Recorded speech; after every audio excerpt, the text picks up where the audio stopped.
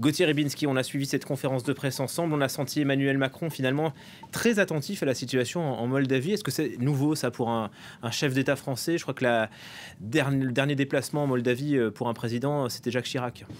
Oui, c'est-à-dire qu'après l'effondrement de l'Union soviétique, on a considéré que des pays comme la Moldavie, d'autres anciennes républiques soviétiques, restaient, et c'était vrai, de fait, dans le giron, ou du moins dans l'orbite de Moscou.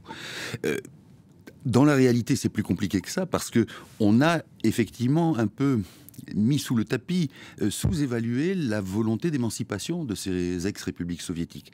Parfois d'ailleurs tiraillées par des intérêts divergents et contradictoires. La Moldavie, c'est le cas. Et sur le plan énergétique, elle dépend de Moscou.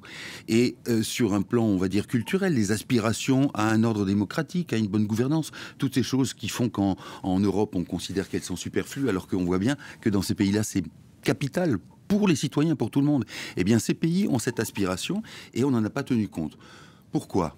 Parce que aussi, il y avait cette espèce de doxa qu'on a en Occident, en Europe occidentale, vis-à-vis de la Russie de Poutine, qu'on avait, j'espère que c'est du passé, qui consistait à dire il faut absolument soutenir Vladimir Poutine, même s'il mène son peuple au knout, il faut le soutenir, il faut croire en la rationalité du personnage, et ceux qui vont venir en parlant d'aspiration démocratique, que ce soit les citoyens russes, dont je rappelle qu'ils sont aussi les premières victimes de Vladimir Poutine. Les citoyens russes, ceux dans ces pays anciennement républiques, la Moldavie, la Géorgie, l'Ukraine. Non, tout ça on a méprisé.